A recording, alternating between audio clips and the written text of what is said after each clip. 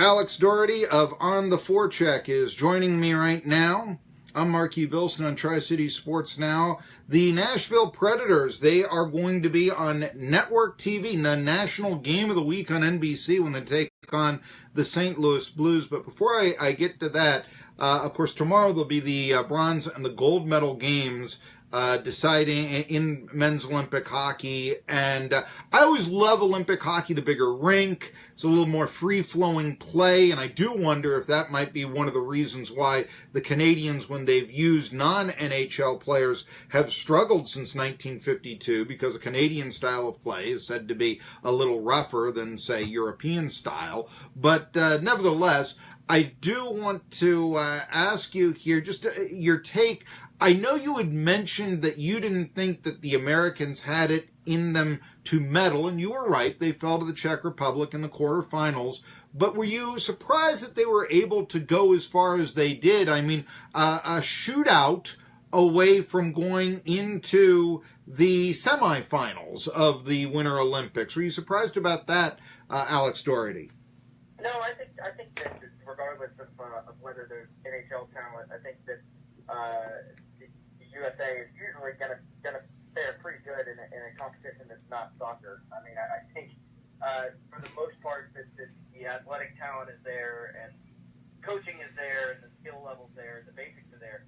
It's just a matter of really getting over that hump. And I mean, I don't know that they really got anywhere that kind of surprised me. I would say that they still kind of whereabout they really should. I think that it'll be interesting to see what happens in 4 years, because if the NHL is still not involved, will American hockey take a step backwards? Because some of those guys are pretty old. I mean, Brian Johnson was leading the way, and he's like 41, I think. So yeah, a lot of those guys were either really old or young, and probably not going to the NHL soon. I was surprised there weren't more, say, minor league hockey players. I mean, contemporary minor league hockey players. I don't know if because, the affiliation with the NHL, then that's what stopped them from coming out. But I was surprised maybe that... As I understand it, they weren't allowed. I think it was because of the AHL partnership. Yeah. Most AHL teams couldn't allow their AHL players to go either. So. Well, let me ask you this then. Obviously this was an unpopular decision with many American hockey fans and such, but your thoughts here on, I guess, where we are, your thoughts on Gary Bettman's decision not to shut down the league for a couple of weeks as they have historically, and allow the players to play in the Olympics as a showcase. Admittedly, the games were played, like I said, we had medal round. I tried watching at 2:30. I was able to get, about 5 minutes, and heard Jeremy Roenick bash the Czech goalie after he had done so well in the shutout before, or the shootout before, excuse me. But it was tough, so maybe the feeling was there wasn't going to be enough primetime exposure. But what was your thought on, the NHL stars not playing in the Olympics? I think it makes perfect sense. I mean, to be honest, I'm not surprised that Gary Bettman took the side of the owners in the league, because they didn't want to pay that. They didn't want to pay the money that the IOC was going to make them pay. So I think it makes perfect sense. I think in the end you're going to have some better agreement between the IOC and the NHL that makes sense for both parties. But I mean, why should either one budge? I mean, it's just a stalemate that doesn't seem to have any.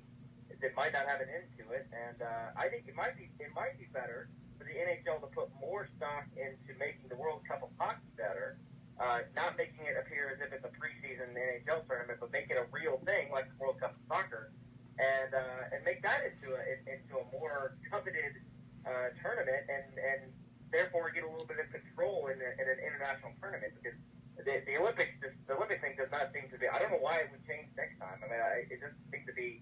The stalemate, I don't think it's going to be breaking. So. Well, and in a lot of ways, it's unfortunate, because that means less star power. But anyway, we're talking to Alex. Final thought, though, what are your thoughts, I guess, on the great Finnish star? We talked about this before, but Eli Tavanen. When do you think that, you mentioned this last week, but do you think that this is a player that could actually be with the Predators in the playoffs, or is he strictly a future star for the Predators? Well, the reports coming out are that Tolvanen will almost assuredly be a Nashville Predator this season. So that was reported by several outlets, including Score and Sportsnet.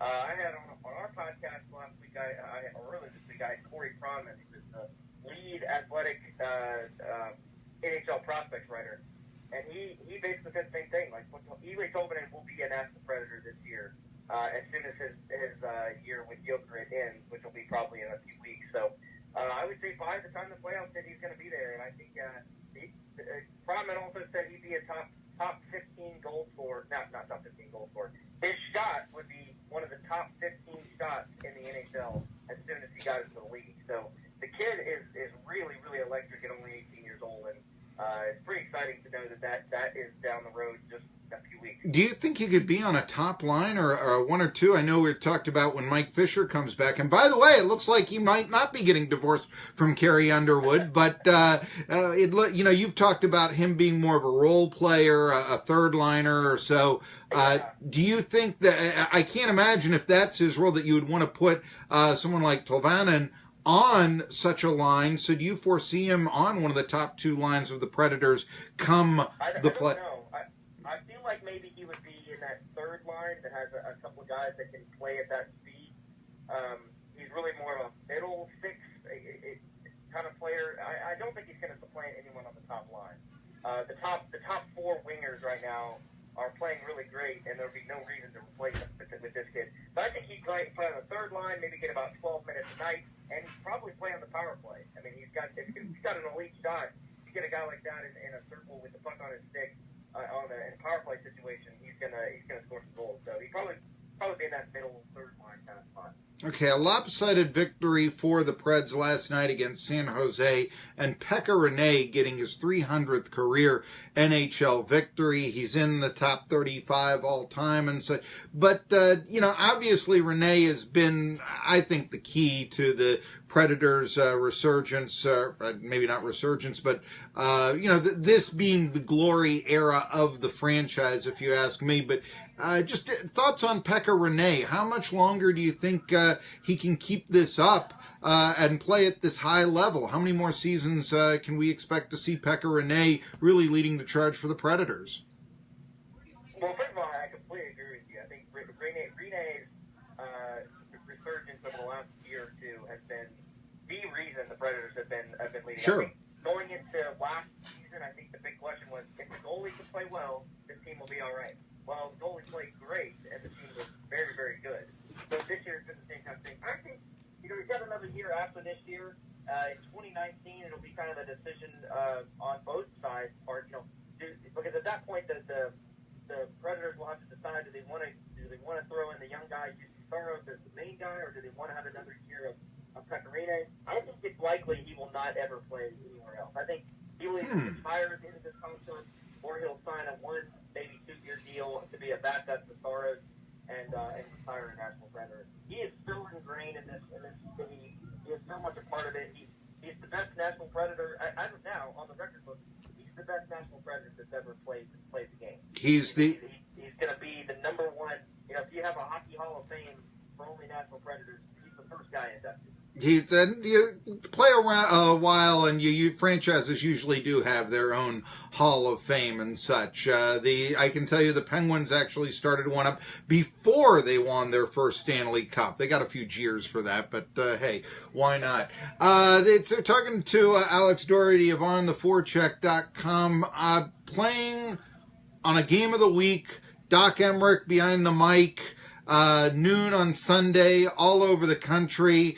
I think that, the game of the week this time of year with hockey, it's, to me, kind of like what it was when I was a kid and I'd watch, say, Joe Garagiola and Vin Scully, or maybe Tony Kubek before that, call the game of the week in baseball. Now, I know that might be a little before your time, but that was must-watch TV. I'm getting a similar sense of this in the NHL. How big is it for the Predators to play against the Blues in this key Western Conference game for the entire country to watch? Yeah, I think it's big. I mean, they're getting obviously more national attention than they used to. The NBC has started this rivalry night on Wednesdays that has been kind of, I would say, laughed at a little bit because they throw in rivalries that are not really rivalries. Oh, the Minnesota Wild taking on the New York Islanders on rivalry night. Yeah, that's that's not Habs and Bruins. No, that isn't. Exactly. And so, but the right on Sunday, it's a bigger one. To be honest, on this side, it's not the Blackhawks. I feel like it's been the Blackhawks every Sunday for the last 3 years. So now we just got to press the Predators to get an outdoor game because they can make it work. It gets cold enough here in January. I think they can make an outdoor game work. Now that's an intrigue. You're right there, and you're playing either, I suppose, the Titan Stadium, Alltel. I couldn't think of the name of it for the longest time. Or even and I know it's sort of going out of business, but a Vanderbilt Stadium, if you wanted to do that. I mean, Vanderbilt, looking to perhaps market itself, that would be a big thing. They don't play the Clinic Bowl there anymore. And I think you couldn't sell as many seats, but you'd get better sight lines possibly there. So, that's something to think about as well. But the venues are there. Hey, there's going to be a new soccer stadium coming up in a couple of years. You might be onto something there. And the catfish, that really, I think, did catch on in the American sports lexicon. And as I've told you many times, I think the Predators have a chance to be really the next great glamour team in American pro sports. What with the country music stars going there, it could be hockey's Lakers, if you will. And we've talked about that. I see no reason why that can't be the case. So we'll talk anyway. But the outdoor game you mentioned, that is a big thing. You've mentioned here, by the way, some really good writing that I've seen of you, Alex Daugherty, and on the forecheck. I liked how you broke down how the Sharks they didn't. They're rather average, if you will, in the amount of shots taken. And that led to, I thought, a very good dissection of why the game was such a blowout yesterday. Yeah. I know the Predators have been, you mentioned how they're streaking. So tell me why this is the right time for them to play the St. Louis Blues, because I kind of feel that you believe it is. Yeah, I think the Blues are a team that the Predators match up with well. I think, they obviously in the playoffs last year. I think that the way the Blues play, they play a very, they tend to try to play a more defensive style of game. But I don't think that really works against the Predators, because the Predators just have more. I mean, their entire blue line is a bunch of 6'4", 6'5" guys that can really push it around, but if you can't around them, they can't do anything. So, and then their goalie situation, Carter Hutton, former Nashville Predator, has been great this year, but he's still a career, below average goalie. I think his numbers are going to come down. If in the playoff stage the Predators see the Blues, I really like their chances because of what they have on the ice. But yeah, it's a good time to play them. I think it's a good Central Division. It'll be a good Central Division win if they can pull it out. And then they go on the road to play a bunch of Canadian teams, and then they have another home stretch or two. And then before you know it, the playoffs are going to be here. So. And you know something? I realize the East Tennessee, West Tennessee is another state. The three grand divisions, However, one might say the same thing about Middle Tennessee even, although it's probably not quite as severe. But, you talked about rivalry. Now, what kind of a rivalry for people? Because that's not our region, but it is. In the same region in Nashville, St. Louis and Nashville, what kind of a rivalry is that?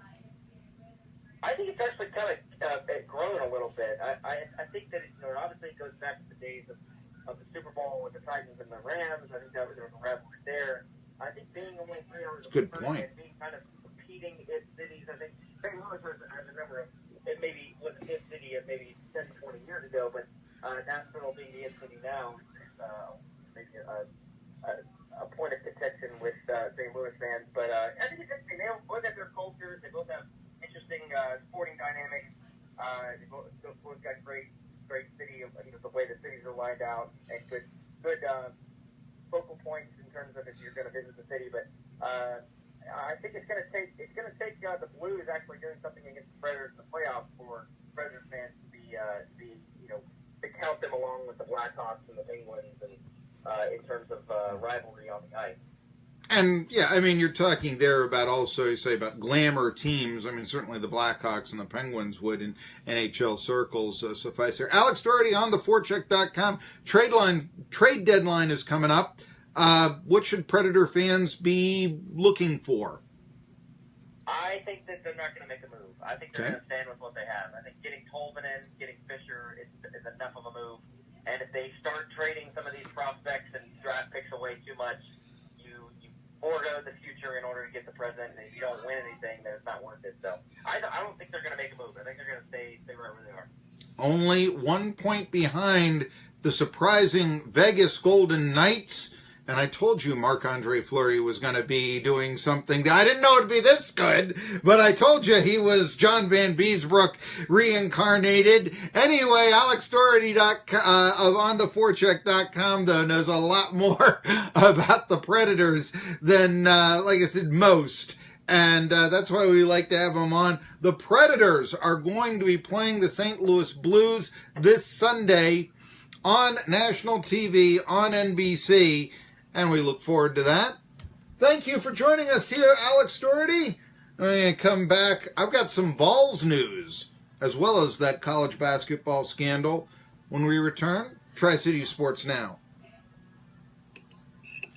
All right. Thank you, sir. Oh, it is my pleasure. All right. Let's see here. And I hope I didn't keep you too long. I know I was a little late in calling you. Okay, great. I will talk to you then. Bye.